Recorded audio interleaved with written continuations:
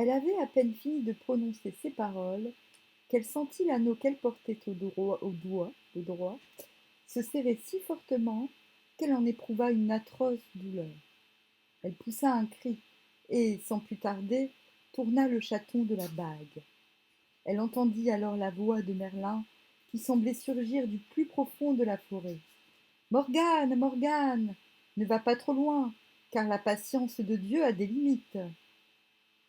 L'épreuve à laquelle tu soumets les compagnons d'Arthur n'est pas mauvaise en soi, puisqu'elle leur permettra peut-être de se révéler tels qu'ils sont. Mais n'affirme pas ta puissance en face de celle d'Arthur, car tu n'es pas en mesure d'infléchir le destin.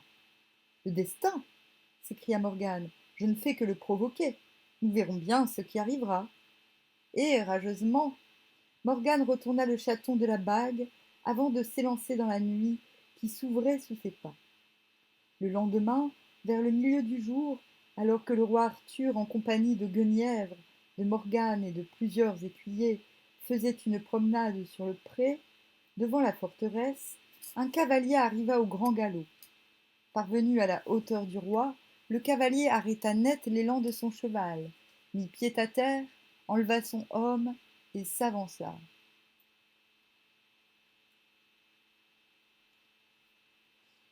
Le roi reconnut aussitôt Galessin, le duc de Clarence, qui avait décidé de son propre chef de se lancer à la recherche de Lancelot. Eh bien, Galsine, on va l'appeler, dit Arthur, m'apportes-tu des nouvelles? Sais-tu où se trouve Lancelot? Non, répondit Galsine, mais j'ai beaucoup de choses à te raconter. Alors, allons nous asseoir sous cet arbre, près de la fontaine. Ils y allèrent. Après avoir repris son souffle, Galsine parla ainsi. Quand j'ai quitté la cour, roi, je me suis engagé au hasard dans la forêt, et j'ai interrogé tous ceux que je rencontrai, bûcherons, pasteurs ou écuyers, pour tenter de savoir si un chevalier blessé ou prisonnier ne se trouvait pas dans les environs. Mais personne n'a pu me répondre. Je fus ainsi 3 jours et 3 nuits à errer, jusqu'à la veille de la Pentecôte. Là, je me trouvai dans une grande plaine, sillonnée par une rivière, et non loin de là, se dressait une forteresse qui ne me sembla pas de bon augure. Effectivement, lorsque je parvins auprès de celle-ci, j'aperçus des chevaliers qui se battaient avec acharnement. Grâce à leurs armes, je reconnus ton neveu Gauvin et Yvain, le fils du roi Urienne. Ils étaient aux prises avec une troupe de cavaliers vêtus de noir qui étaient, je l'ai su plus tard, des gens de Caradog le Roux, le maître de cette insolente forteresse que je voyais se dresser au-dessus de la rivière. Elle semblait inaccessible tant les fossés qui l'entouraient étaient larges et profonds. Sans hésiter, je me joignis à Yvain et à Gauvin, et nous nous battîmes avec fureur jusqu'à la nuit. Mais nos adversaires étant plus nombreux que nous décidâmes de nous enfuir afin de prendre du repos, dans l'intention de recommencer la lutte le lendemain matin. Mais lorsque je me retrouvai dans une clairière, au milieu de la forêt, je ne vis plus qu'un seul homme à mon côté. C'était Yvain. Nous ne savions pas où était Gauvin. Nous l'appelâmes pendant longtemps, puis nous nous rendîmes à l'évidence. Ton neveu avait été blessé ou capturé par nos ennemis. Et Yvain m'expliqua que Caradoc le Roux avait coutume de combattre tous les chevaliers qui passaient près de son domaine pour les faire prisonniers et exiger une rançon, et cela, quels que fussent leur rang ou leur fortune. Bien sûr, ton neveu et le fils du roi Urienne n'avaient nulle intention de se laisser faire, et j'étais, je pense, arrivé au bon moment pour les aider. Nous revînmes sur nos pas, mais nous ne découvrîmes aucune trace de Gauvin. Et comme il était impossible de continuer nos recherches pendant la nuit, nous décidâmes, Yvain et moi, de dormir au pied d'un arbre et d'attendre le lever du jour. Nous nous réveillâmes au milieu du brouillard et, sans grand espoir, nous allâmes un peu au hasard dans la direction de cette maudite forteresse. Les paysans que nous rencontrâmes nous dirent que cette forteresse avait pour nom la tour douloureuse et que le seigneur du lieu avait la réputation d'un homme fourbe et cruel. Ils ajoutèrent que chaque fois qu'il faisait un prisonnier, il l'enfermait dans un cachot voûté, entouré de fosses dans lesquelles se trouvaient des serpents venimeux. Nous remerciâmes les paysans et nous n'eûmes qu'une idée en tête, aller vers la tour douloureuse et délivrer Gauvin de son abominable prison. Vers le milieu du jour, le brouillard commença à se dissiper, et nous vîmes que nous étions dans la bonne direction. La tour douloureuse se dressait devant nous à peu de distance. Mais comment faire pour y pénétrer? Après avoir examiné les lieux, nous décidâmes de nous séparer, Yvain et moi, et de tenter notre chance, chacun de notre côté. Yvain s'éloigna vers la rivière et moi, après un détour, je revins près de la forteresse en me dissimulant le plus possible sous le couvert d'un bois qui recouvrait la pente d'une colline. Je me demandais bien ce que j'allais faire. Certes, il me fallait laisser mon cheval et m'en aller à pied avec mon épée pour seule arme. Ainsi pourrais-je franchir les fossés en nageant, après avoir abandonné mon Aubert et mon homme. J'en étais là dans mes réflexions quand j'entendis le bruit d'un galop. Un cavalier se précipitait vers moi et, sans plus me défier, me transperça l'épaule de sa lance d'un coup si fort qu'elle se cassa et que je tombai sur le sol, perdant conscience et confiance. Quelle ne fut pas ma surprise, quand je rouvris les yeux, de me retrouver dans un bon lit douillet, un visage de femme penché sur moi. Voulant me redresser, je sentis une grande douleur dans l'épaule et je vis qu'on m'avait pensé avec soin. La femme qui se trouvait là me dit: Ne bouge pas, Galessine, car ta blessure est loin d'être guérie. Je suis ta cousine Germaine, la dame du blanc Chastel. C'est en revenant de la cour d'Arthur avec mes suivantes et mes écuyers que je t'ai trouvé gisant sur l'herbe. Tu avais perdu beaucoup de sang. Nous t'avons emmené sur une civière, très doucement, et nous t'avons fait soigner par les meilleurs médecins. Tu es maintenant hors de danger et en toute sécurité dans ma forteresse. Mais, je t'en prie, ne t'agite pas. Tu n'as rien d'autre à faire que te reposer. Je dois avouer que je n'avais pas besoin de ce conseil. J'étais épuisée et je crois que j'ai dormi pendant plusieurs jours et plusieurs nuits. Chaque jour, mon hôtesse venait prendre de mes nouvelles et parler avec moi. Je lui demandais si elle savait quelque chose au sujet de Gauvin, d'Yvain et de Lancelot. Elle me répondit qu'elle ne savait rien, mais qu'elle allait envoyer des messagers un peu partout, avec mission de s'informer. Quelques jours plus tard, alors que mon état s'améliorait et que je me sentais plus fort, elle vint me trouver et me dit: Voici, j'ai reçu des nouvelles au sujet d'Yvain et de Gauvin. Le fils du roi Urienne a réussi à pénétrer dans la tour douloureuse, et grâce à la complicité d'une servante pour laquelle il avait eu des bontés, il est parvenu à faire sortir Gauvin de son horrible prison. Tous deux se sont glissés hors de la forteresse, ont rejoint des chevaux qui leur avaient été préparés, et ils sont partis avec la ferme intention de retourner à la cour du roi pour demander des renforts et faire rendre gorge à cet odieux Caradoc.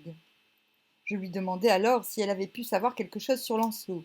Justement, me répondit-elle, voici où l'affaire se complique. Au cours de son emprisonnement, Gauvin aurait appris que Lancelot était retenu dans un château, en forêt de Brocéliande. Avant de revenir à la cour, il aurait persuadé Yvain de faire un détour pour tenter de délivrer leur compagnon d'armes. Et alors, demandai-je, l'ont-ils trouvé? La dame du Blanchastel montra alors quelques troubles, et, après avoir beaucoup hésité, m'avoua que, depuis, personne n'avait eu connaissance du sort de Gauvin et d'Yvain. Je suppliai ma cousine de faire tout son possible pour en savoir davantage. Elle me le promit bien volontiers, et envoya des messagers en forêt de Brocéliande. Au bout de quelques jours, elle revint me trouver. Je n'ai rien de précis, me dit-elle, mais seulement des bruits qui courent. On murmure que, dans la forêt, se trouve une vallée perdue qui est sous le coup d'un sortilège, et que les chevaliers qui y pénètrent ne peuvent plus en sortir. Voilà, roi Arthur, les seules nouvelles que je puisse t'apporter. Hélas, je ne sais où se trouve Lancelot, ni ce que sont devenus ton neveu et le fils du roi Urienne, ni quelle est cette vallée d'où l'on ne peut revenir. Après avoir entendu le récit de Galessine, le roi Arthur demeura songeur. Il se tourna vers Morgane. Qu'en penses-tu, ma sœur lui demanda-t-il. Elle le regarda tranquillement. Que veux-tu que j'en pense, mon frère? Je n'ai pas le don de voyance, comme l'avait Merlin. Je peux seulement te dire que la forêt est vaste et qu'on y voit parfois des choses surprenantes, surtout lorsque la brume se lève. J'ignore où se trouve ton neveu, qui est aussi le mien. J'ignore où est allé le fils du roi Urien. Quant à Lancelot, je te répète que ce n'est pas la première fois qu'il disparaît aussi longtemps, sans donner de ses nouvelles. Mais, intervint Guenièvre, tout cela n'est pas normal. Il y a quelque diablerie là-dessous. Morgane regardait la reine avec dureté. Guenièvre, dit-elle, commence par te demander la différence qui existe entre ce qui est normal et ce qui ne l'est pas. Guenièvre n'insista pas et se détourna pour fuir le regard pesant et hostile de Morgane. Si cette dernière savait quelque chose, il était évident qu'elle ne dirait rien. Arthur se leva brusquement et s'écria avec colère. Cela ne peut durer ainsi. Jour après jour, un de mes compagnons disparaît. Il ne me restera bientôt que quelques écuyers inexpérimentés. Que peut faire le roi sans ses chevaliers? Je ne te le fais pas dire, marmonna Morgane en s'efforçant de ne pas ricaner. Eh bien, reprit Arthur, puisqu'il n'en reste qu'un, je serai celui-là. Qu'on me prépare mon cheval et mes armes. Bonne idée, ajouta Morgane, sans que personne ne l'entendît. Non, s'écria alors Galessine, ce n'est pas à toi d'y aller, roi Arthur. Ta place est ici. Tu as la garde du royaume et rien de bon ne peut advenir si tu te lances seul dans les aventures. C'est à moi d'y aller. Ma blessure est guérie maintenant et je suis prêt à affronter tous les dangers afin de connaître la vérité sur Lancelot et sur cette vallée mystérieuse. Je vais partir immédiatement. Eh bien, soit, dit Arthur, mais à la condition que tu reviennes sain et sauf. Je suis sûr qu'il reviendra sain et sauf. Et vainqueur, dit alors Morgane en s'approchant du duc de Clarence. Voici un brave qui n'a jamais démérité et qui nous rendra ceux que nous avons perdus. Elle serra Galessine dans ses bras et lui donna un baiser.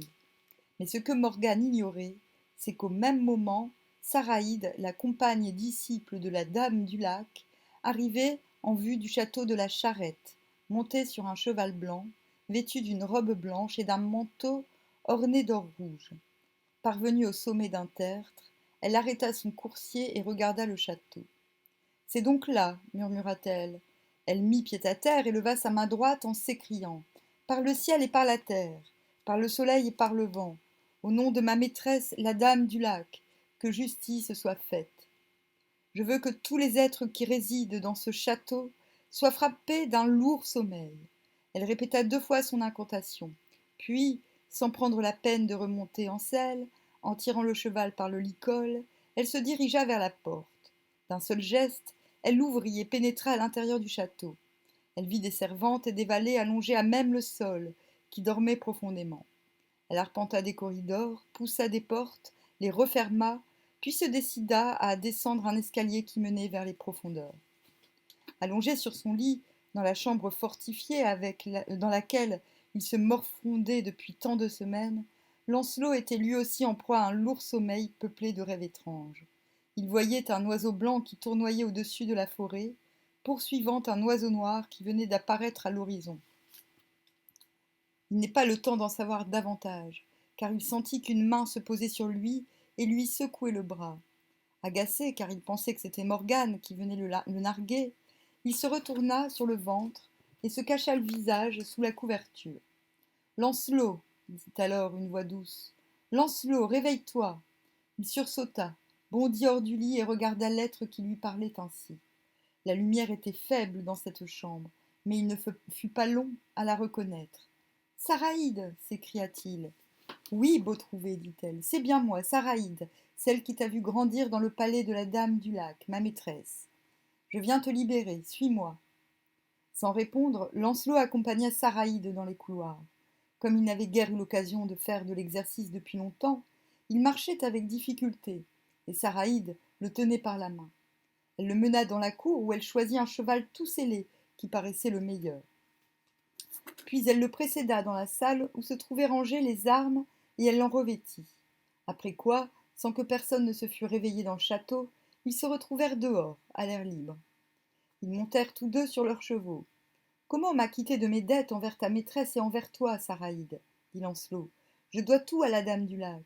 Quant à toi, je ne sais pas comment te manifester ma reconnaissance. Tu t'es toujours trouvé là au moment où je sombrais dans le désespoir. Saraïde se mit à rire. Tout cela n'est rien, dit-elle, et il vaut mieux ne pas en parler.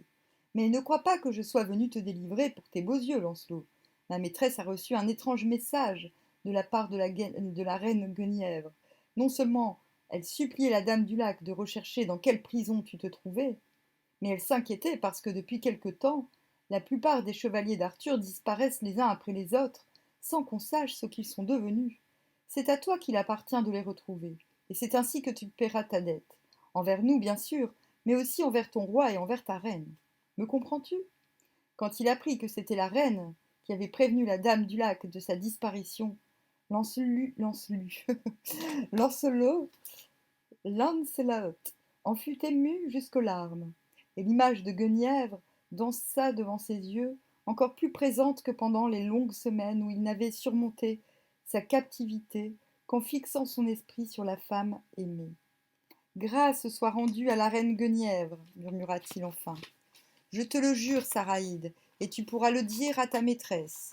Il n'y a rien au monde que je ne tenterai pour retrouver les compagnons d'Arthur. Mais comment feras-tu? Demanda Saraïde. Je parcourrai tout le royaume, je sillonnerai toutes les forêts, je visiterai toutes les villes et toutes les forteresses, jusqu'au jour où je les découvrirai, s'écria Lancelot avec une telle force que Saraïde ne put s'empêcher de sourire. Beau trouvé, dit-elle, tu es toujours le même, tel que tu étais enfant, aussi exalté, aussi emporté, aussi tenace dans ta détermination. Tu es bien un fils de roi, et tu es digne de l'estime qu'on te porte. Mais ce serait beaucoup de peine et beaucoup de temps pour rien, Lancelot. Aussi vais-je te guider vers le lieu où il se trouve. Tu le connais? S'étonna Lancelot. La dame du lac, c'est tout ce qui se passe en ce monde.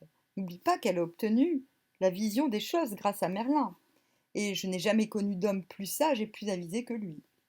Elle éperonna son cheval, qui bondit à travers les landes, et Lancelot en fit de même.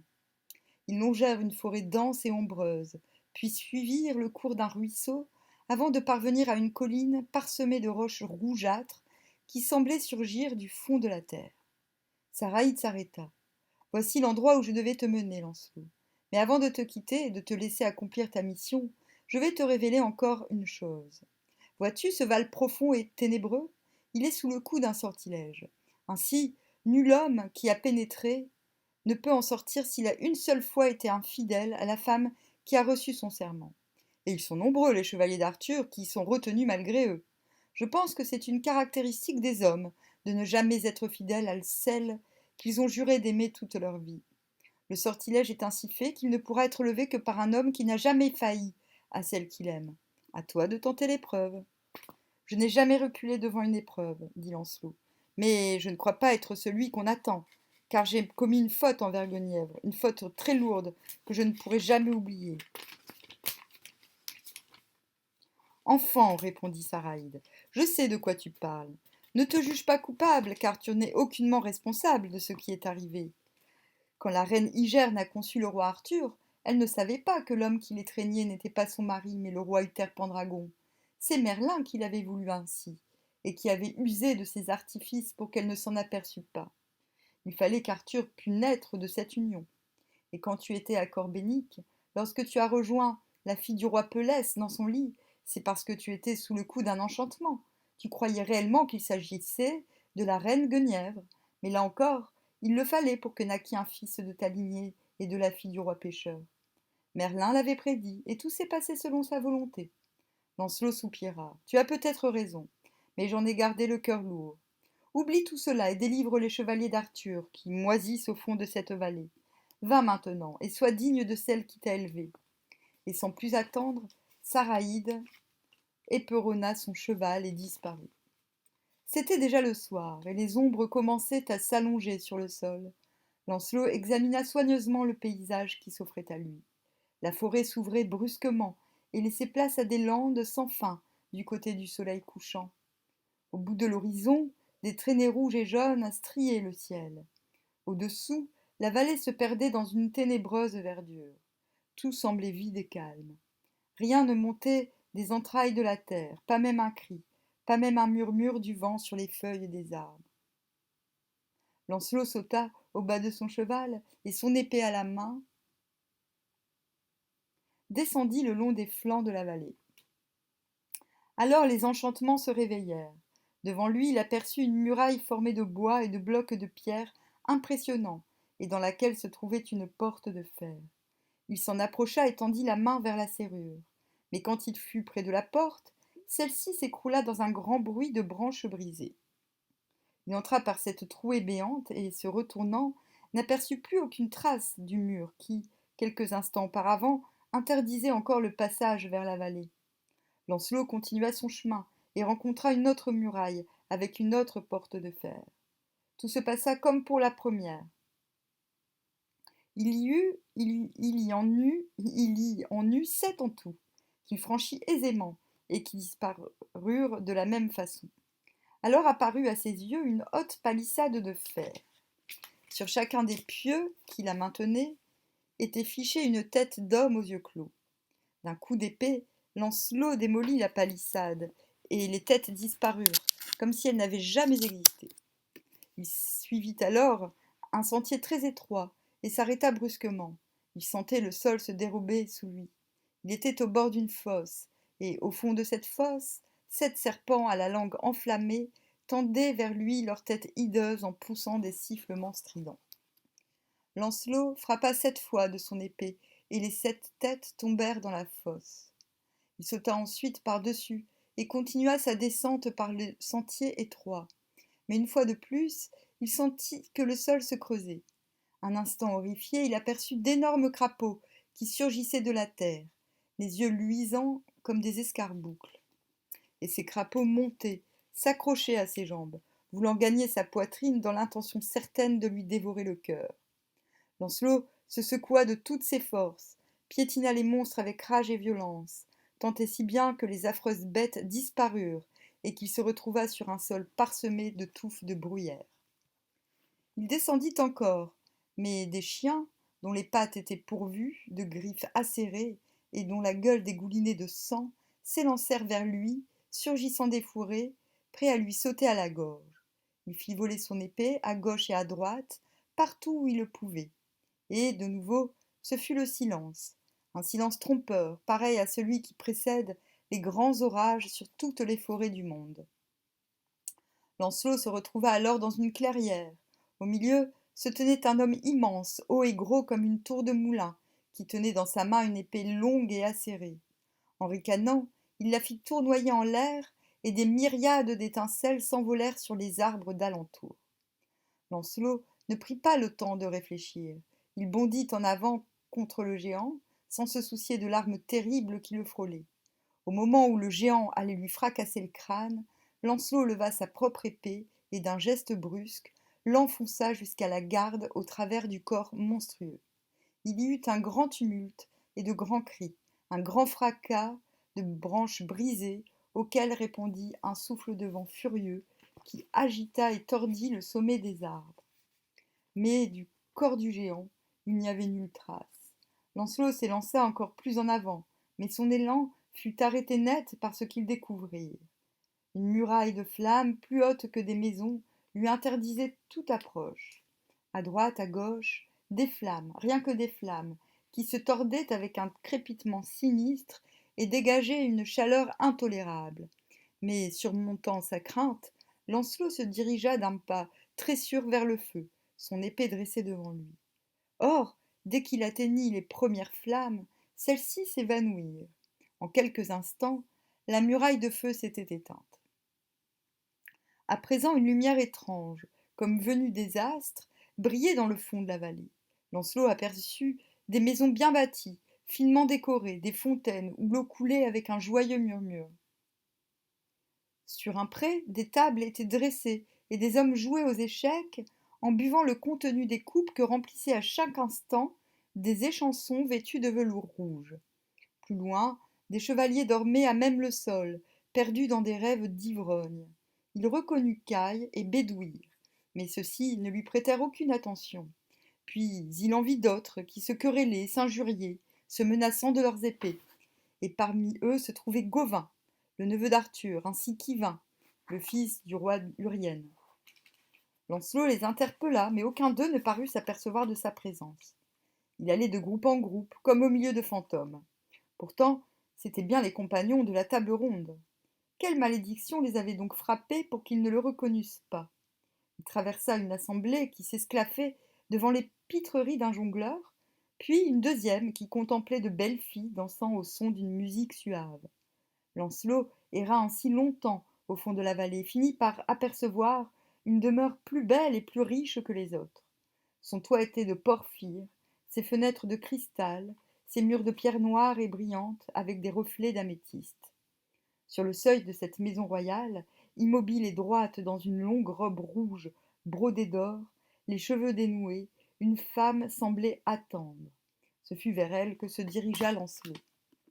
Eh bien, dit la dame, en le voyant approcher, viens-tu te joindre à nos plaisirs, ô Lancelot du lac, toi le plus beau fleuron de la chevalerie? Hop, hop, déplacement. Ah, mais c'est pas assez lumineux. Déplacement, changement de posture.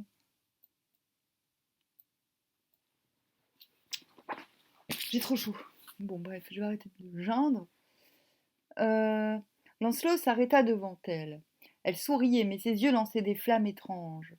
Qui que tu sois, femme, répondit Lancelot, tu dois savoir que je suis venu ici pour que cessent les effets du sortilège. Pour que tous ceux qui sont ici, endormis dans leurs rêves de folie, reprennent conscience. Le visage de la femme se tordit. Elle poussa un ricanement qui se changea bientôt en cri d'angoisse. Stupéfait, Lancelot ne vit plus à sa place qu'un arbre mort, dont les branches, partant d'un tronc moisi et vermoulu, pendaient de façon grotesque. Il n'y avait plus de maison, mais des fourrés de ronces et d'ajoncs. Il se retourna. L'obscurité allait bientôt s'emparer du monde. La lumière irréelle qui avait tant étonné Lancelot s'était dissipée. Il n'y avait plus de maison, plus de danseuses, plus de musiciens. Le fond du Val n'était plus qu'une épaisse végétation dans laquelle le vent se mettait à jouer une mélopée envoûtante. Çà et là, des hommes s'interpellaient, subitement réveillés d'un cauchemar, et s'élançaient sur les pentes du Val pour fuir au plus vite ces lieux maudits. Ils se formaient en longues colonnes, et tandis que les chevaux hennissaient, ils s'éloignaient, criant leur joie de se sentir de nouveau libres, et gagnaient landes et forêts. Bientôt le silence fut total, et Lancelot se retrouva seul, immobile, à la même place. Alors il se décida à rejoindre son cheval, qu'il avait laissé, tout en haut, près des rochers rouges qu'on discernait à peine maintenant. Il gravit la pente, lentement, ne rencontrant que des arbustes rabougris et de grandes touffes d'ajoncs. Arrivé au sommet, il se retourna pour regarder une dernière fois le Val ténébreux dont il avait pu vaincre les enchantements. Tout était calme et paisible. Seuls quelques oiseaux faisaient entendre le bruissement de leurs ailes. Mais ce bruissement s'enfla soudain, et Lancelot sentit une présence proche. Il leva son épée. « On ne frappe pas une femme !» dit alors une voix surgit tout près de lui, derrière les rochers. Il se dirigea vers la voix. Sur un cheval blanc se tenait une femme noire, une forme noire, une femme, vêtue d'un long manteau. Lancelot la reconnut immédiatement. C'était Morgane.